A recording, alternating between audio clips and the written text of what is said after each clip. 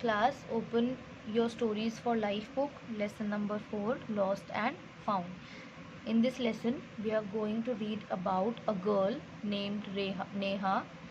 इस लेसन में हम एक लड़की जिसका नाम नेहा है उसके बारे में एक कहानी पढ़ेंगे, जिसमें हम ये पढ़ेंगे कि कैसे उसको अपने न्यू स्टडी टेबल में कुछ मिलता है, जिसके बाद वो क्या हो जाती है, ग्रीडी हो जाती है. She becomes greedy, and how she overcomes her greediness and how she returns that thing to the right owner. We will read in this lesson. Okay, हम इस लेसन में रीड करेंगे कि कैसे वो अपने ग्रीड को, अपने लालच को ओवरकम करती है. ठीक है, और कैसे वो जो भी उसको उस ड्रॉअर में मिलता है, क्या मिलता है, वो भी हम इस स्टोरी में रीड करेंगे. उस सामान को कैसे उनके सही ओनर, जिनका वो सामान होता है, उन तक पहुंचाती है. ठीक है, ये स्टोरी बहुत ज़्यादा लॉन्ग है, तो हम इस स्टोरी को 2 पार्ट्स में डिवाइड करके रीड करेंगे. ओके, सो फर्स्ट पार्ट के लिए आप सभी आपकी बुक ओपन कर लीजिए, page number 16. So let's start reading the story. Neha was very upset because her little sister spilled water on her science project. Neha बहुत ज़्यादा अपसेट होती है क्योंकि उसकी छोटी बहन उसके साइंस के प्रोजेक्ट पर वाटर स्पिल कर देती है, पानी गिर देती है. ठीक है, and this was not the first time that her sister had spoiled her school work. और ये पहली बार नहीं था जब नेहा की बहन ने उसका कोई स्कूल का काम, स्कूल का वर्क खराब किया हो. ठीक है, वो ऐसा कई बार कर चुकी थी. Therefore, Neha requested her parents to buy her a study table with drawers where she could safely keep her books. So Neha क्या करती है, अपने पेरेंट्स से रिक्वेस्ट करती है कि उसके लिए एक न्यू स्टडी टेबल वो खरीदें उसके पेरेंट्स, जिसमें ड्रॉअर हो और वो उस ड्रॉअर में अपनी बुक्स सेफली रख सके. Neha's parents could not afford to buy a brand new table. लेकिन नेहा के जो पेरेंट्स थे वो एक नया स्टडी टेबल अफोर्ड नहीं कर सकते थे, इतना उनके पास पैसा नहीं था. However, they agreed to buy her a table from a second hand furniture store. लेकिन वो नेहा को एक सेकेंड हैंड फर्नीचर स्टोर से एक सेकेंड हैंड टेबल दिलाने के लिए अग्री हो जाते हैं. One day after school, Neha's mother took her to the second-hand furniture store so that she could buy the table of her choice. Though there were not many choices in that store, Neha pretended to look around. लेकिन वो जो store था, second hand store, वहाँ पर इतने सारे options नहीं थे कि जिसमें से नेहा कुछ पसंद कर सके. तो वो बस ऐसे प्रिटेंड करती है, ऐसे अपनी मम्मी को दिखाती है कि वो ऐसे दिखाती है कि वो आसपास चूज कर रही है, देख रही है tables. She casually opened a drawer of an old black table and guess what did she find? और वो ऐसे ही कैजुअली एक ब्लैक कलर के पुराने टेबल के ड्रॉअर को खोलती है और उसमें से उसे क्या मिलता है, गेस कीजिए. A small transparent plastic bag with some rupee notes. उसे उस ड्रॉअर में क्या मिलता है, एक छोटा ट्रांसपेरेंट प्लास्टिक बैग जिसमें कुछ नोट होते हैं. और यहाँ से उसकी ग्रीड, उसका लालच स्टार्ट हो जाता है. Maybe I have found somebody secret stuff. क्या सोचती है नेहा कि शायद मुझे किसी का कोई सीक्रेट सामान मिला है. Am I the luckiest 12 years old. क्या मैं 12 साल की एक बहुत लकी लड़की हूँ. My birthday is approaching. मेरा बर्थडे आने वाला है. With this money I can buy myself great presents. Maybe a bicycle, a stationery, dresses, and maybe I can even buy things for my family. Neha क्या सोचती है अपने मन में कि क्या मैं एक 12 साल की बहुत लकी लड़की हूँ जिसका बर्थडे आने वाला है. मैं इन पैसों से अपने लिए बहुत सारे गिफ्ट्स खरीद सकती हूँ. मैं बाइसिकल खरीद सकती हूँ, स्टेशनरी खरीद सकती हूँ, ड्रेसेस भी खरीद सकती हूँ, और इतने पैसों से तो मैं अपनी फैमिली के लिए भी कुछ खरीद सकती हूँ. नेहा थॉट. नेहा ने ऐसा सोचा. She was overcome with greed and quickly slipped that bag to the end of the drawer. और वो उस ग्रीड में उस लालच में पूरी तरह से खो जाती है, वो लालच उस पर पूरी तरह से हावी हो जाता है पैसों का, और वो क्या करती है, वो जो बैग होता है ट्रांसपेरेंट बैग नोटों का, वो उस ड्रॉर में बहुत अंदर तक उसको स्लिप कर देती है, उसको अंदर डाल देती है और अंदर ड्रॉर के। She went to her mother and told her that she wanted to buy that black table, और वो अपनी माँ के पास जाती है और बोलती है कि मुझे वो ब्लैक टेबल चाहिए। Neha's mother told her that the table looked too old and she should look for something better. Neha की मदर कहती हैं कि वो टेबल थोड़ा ज़्यादा ही पुराना लग रहा है, तो तुम कोई और दूसरा और अच्छा टेबल देख सकती हो। No, I like this one. Neha क्या रिप्लाई करती है, नहीं, मुझे यही पसंद है। I will paint it and glue some stickers on it to make it look better. मैं इस पर पेंट कर दूंगी और कुछ स्टिकर्स लगा दूंगी जिससे ये और अच्छा दिखे। नेहा इंसिस्टेड, नेहा इंसिस्ट करती है अपनी मम्मी से। इंसिस्ट मतलब रिक्वेस्ट करना, अपनी मम्मी से डिमांड करती है, सॉरी, इंसिस्ट मतलब होता है डिमांड करना, ठीक है, वो अपनी मम्मी से डिमांड करती है। She was feeling scared from inside but her greed prompted her to lie. वो बहुत ज़्यादा डरी हुई होती है अंदर से, लेकिन जो उसकी ग्रीड होती है, वो जो उसका लालच होता है, वो उसे प्रॉम्प्ट करता है झूठ बोलने के लिए। प्रॉम्प्ट मतलब एंकरेज करता है, उसका जो लालच है वो उसे झूठ बोलने के लिए एंकरेज करता है, ठीक है, लेकिन उसको अंदर से बहुत डर लग रहा होता है कि वो अपनी मम्मी से झूठ बोल रही है। Neha could not wait until everybody left after the table was organized in the room। और नेहा को वेट नहीं हो रहा होता है कि कब सब लोग वो टेबल उसके रूम में रख करके और उसके रूम से बाहर चले जाएं। She locked the room, quickly opened the drawer and took the plastic bag with rupee notes out। और वो जल्दी से अपने रूम का जो डोर होता है वो लॉक कर देती है, रूम लॉक कर देती है, और जल्दी से वो ड्रॉर निकालती है, खोलती है, और उसमें से वो प्लास्टिक बैग निकाल कर और क्या पाती है अंदर, और भी कुछ होता है, वो क्या होता है,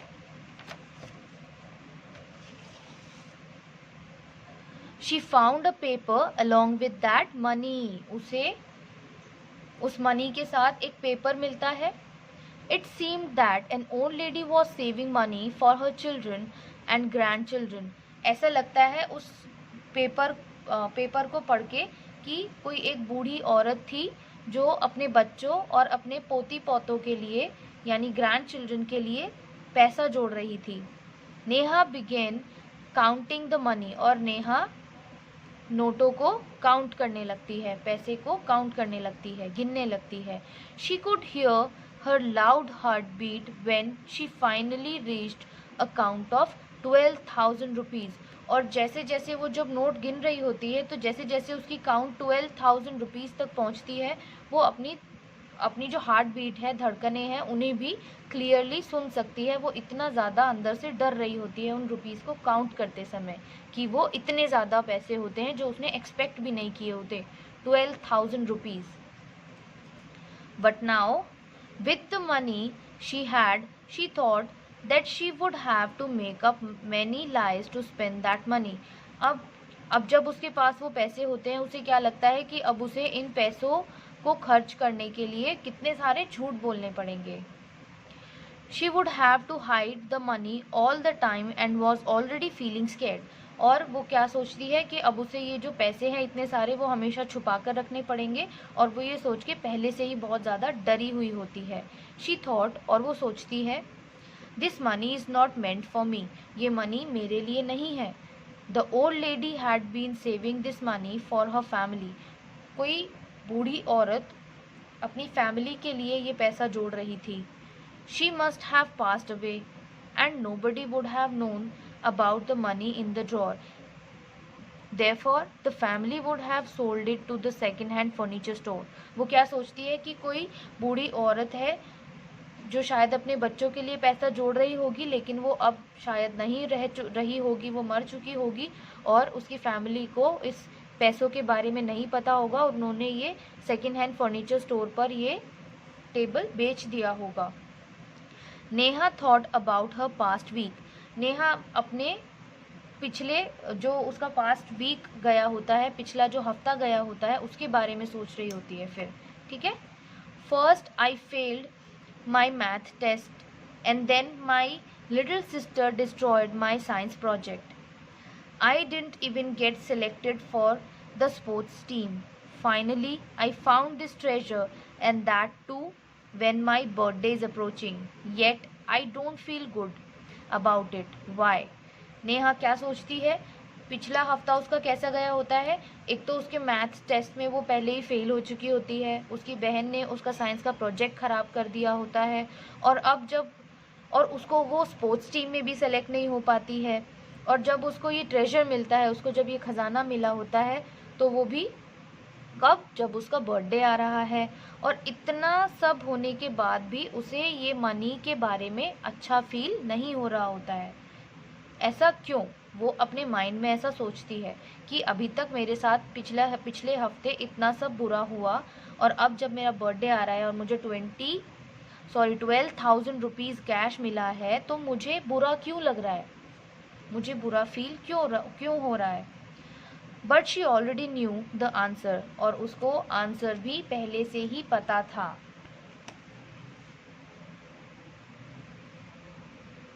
She had felt a constant fear of getting caught from the moment she thought of stealing. उसको आंसर पता था कि वो जब से उसको वो पैसे चुराने की बात आई थी दिमाग में, उसको थॉट आया था, तभी से वो बहुत ज़्यादा डरी हुई है। कांस्टेंट फियर बना हुआ है पकड़े जाने का, ठीक है, जब से उसने वो पैसे चुराने का थॉट उसके माइंड में आया है। She knew would have to lie to spend the money, and one lie would eventually lead to another. और उसको ये भी पता था कि इस पैसे को खर्च करने के लिए उसे एक झूठ बोलना पड़ेगा और एक के बाद दूसरा झूठ बोलना पड़ेगा, तो ऐसे उसको झूठ पे झूठ बोलने पड़ेंगे इन पैसों को खर्च करने के लिए। Neha had lost her peace of mind and she knew the right way from wrong. और जो नेहा का पीस ऑफ माइंड था, मतलब उसकी जो मन की शांति थी, वो पूरी तरह से ख़त्म हो चुकी थी, बर्बाद हो चुकी थी इसी सोच में, और उसको पता था कि उसकी ये जो गलती है उसको सही कैसे किया जाए। She had lost her honesty for a while but wanted to regain it.